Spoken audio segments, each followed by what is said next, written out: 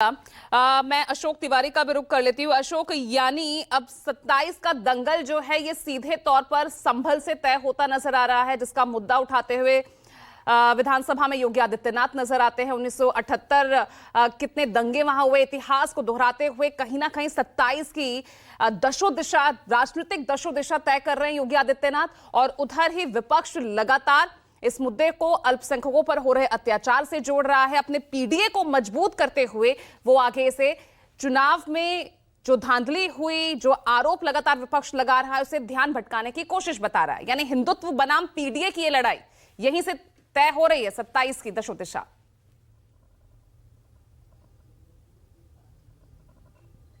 देखिए, दरअसल कल जब विधानसभा का सत्र शुरू हुआ था, पहला दिन था कल विधानसभा के सत्र के शीतकालीन सत्र का, तो सत्र शुरू होने से पहले ही समाजवादी पार्टी ने संभल की जो हिंसा है, चाहे वो बहराइच का जो मामला हो, इसको बहुत बड़ा मुद्दा बनाते हुए पहले तमाम सारे विधायकों ने चौधरी चरण सिंह की प्रतिमा के नीचे बैठकर धरना प्रदर्शन किया था। सरकार विरोधी नारेबाजी वहां पर की गई थी।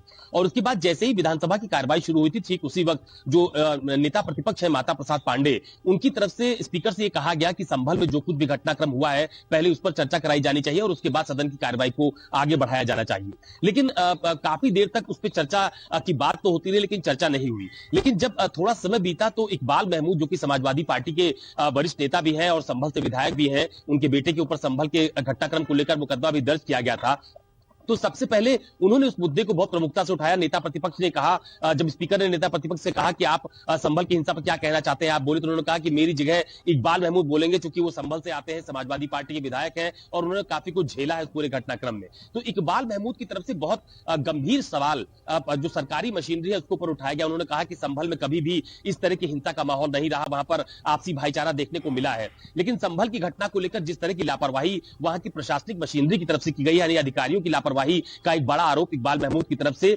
बीजेपी की सरकार पर लगाया गया। और मुख्यमंत्री से यह भी मांग उन्होंने की कि संभल की घटना पर विधानसभा की एक कमेटी गठित की जानी चाहिए, जिसमें खुद स्पीकर भी शामिल हो, सत्ता पक्ष के विधायक शामिल हो, विपक्ष के लोग शामिल हो, और वो कमेटी संभल के पूरे घटनाक्रम की जांच करे, ताकि तस्वीर साफ हो पाए कि आखिरकार संभल में क्या कुछ हुआ था। दूसरी महत्वपूर्ण बात यह भी है कि इकबाल महमूद की तरफ से यह बात भी कही गई थी कि उस पूरे घटनाक्रम को तोड़ मरोड़ कर पेश किया गया है। जिस तरह की तस्वीर सामने लाई जा रही है वो असली तस्वीर नहीं है, बल्कि असली तस्वीर कुछ और है। और जो जिस मंदिर का जिक्र अभी थोड़ी देर पहले किया जा रहा था, उस मंदिर का भी जिक्र उन्होंने किया था और यह कहा कि वो मंदिर बहुत पहले से था, जिसके घर में वो मंदिर था वो अपना घर बेचकर वहां से जा चुके थे। ऐसी तमाम सारे बातें, आरोप और अपने तथ्य उन्होंने विधानसभा के समक्ष रखे थे। लेकिन मुख्यमंत्री योगी आदित्यनाथ ने जब अपना संबोधन शुरू किया था तो उन्होंने इस पूरी लड़ाई को, यानी कि जो बात इकबाल महमूद की तरफ से या समाजवादी पार्टी की तरफ से कही जा रही थी कि अल्पसंख्यकों पर अत्याचार हो रहे हैं, हमको सताया जा रहा है, हमारी मस्जिद का सर्वे हो रहा है और हमें ही सताया जा रहा है, हमारे ऊपर मुकदमे लिखे जा रहे हैं, तब मुख्यमंत्री योगी आदित्यनाथ ने कल जिस तरह का बयान सदन के भीतर दिया है, बहुत आक्रामक और हमलावर बयान था। काफी देर तक वो विपक्ष को सुनते रहे, यानी कि जब समाजवादी पार्टी के तमाम सारे नेता संभल की हिंसा को लेकर अपनी बात कह रहे थे तो मुख्यमंत्री बहुत शालीनता के साथ बैठकर सदन की कार्रवाई में उनके सारे तथ्यों को सुनते रहे। लेकिन जब योगी आदित्यनाथ ने बोलना शुरू किया तो बहुत हमलावर रुख था कल उनका। सदन की कार्रवाई के दौरान उन्होंने कहा कि अगर किसी हिंदू बाहुल्य बस्ती से मुस्लिम का कोई जुलूस जा सकता है तो आखिरकार मुस्लिम बाहुल्य बस्ती से हिंदुओं का जुलूस क्यों नहीं जा सकता है। दूसरी बात, बाबर का जिक्र उन्होंने किया। उन्होंने कहा कि ये देश जो है वो बाबर की परंपरा से नहीं चलेगा, बल्कि रामकृष्ण और बुद्ध की परंपरा से ये देश आगे चलेगा। तो दोनों ही पॉलिटिकल पार्टीज की तरफ से, चाहे वो समाजवादी पार्टी हो या भारतीय जनता पार्टी हो, उनकी तरफ से अपने अपने एजेंडे के तहत पूरा बयान दिया गया है।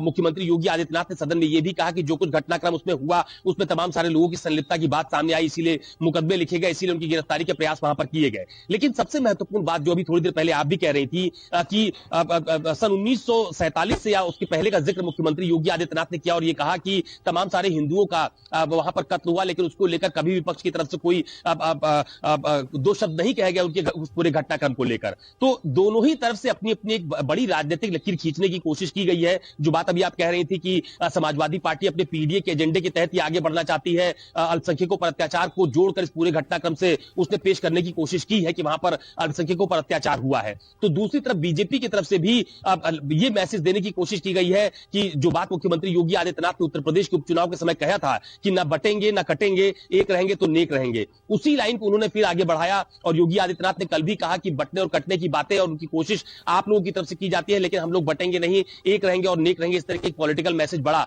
देने की कोशिश योगी आदित्यनाथ की तरफ से की गई है। तो इतना जरूर है कि संभल की हिंसा के बाद भले ही वहां पर स्थिति पूरी तरह से सामान्य होती हुई नजर आ रही हो, फिलहाल वहां से किसी भी तरह की कोई विवादित घटनाक्रम या कोई ऐसा आपत्तिजनक तस्वीरें वहां से सामने नहीं आई हैं, लेकिन दोनों ही पॉलिटिकल पार्टीज की तरफ से इसको बड़ा मुद्दा बनाने की कोशिश की गई है। विधानसभा की कार्रवाई के दौरान कल भी संभल की हिंसा को लेकर चर्चा की मांग की गई थी। आज भी उस बात को लेकर समाजवादी पार्टी अड़ी है कि उसको उस पर चर्चा होनी चाहिए, इस बात की मांग फिर की जाएगी। तो ये पूरा घटनाक्रम कल से लेकर आज तक सामने आ रहा है। जो समाजवादी पार्टी के नेता है वो लगातार इस बात को कह रहे हैं कि वहां पर प्रशासनिक लापरवाही की वजह से इस तरह का घटनाक्रम हुआ है। अगर प्रशासनिक लापरवाही ना होती तो शायद इस तरह का घटनाक्रम वहां पर घटित ना होता। एक और महत्वपूर्ण बात समाजवादी पार्टी ने कल उठाई थी, उन्होंने ये कहा कि अपरिपक्व अधिकारी, पहली बार के पोस्टेड अधिकारी, उन्होंने इस चीजों को संभालने में बहुत लापरवाही की है और सरकार को इस पर ध्यान देना चाहिए। हालांकि सरकार की तरफ से आश्वासन दिया भी गया है कि हम इसकी जांच करवा रहे हैं, जो भी तथ्य सामने आएंगे उसको सामने लाया जाएगा, लेकिन समाजवादी पार्टी इस बात पर अडिग है कि विधानसभा की एक कमेटी गठित की जानी चाहिए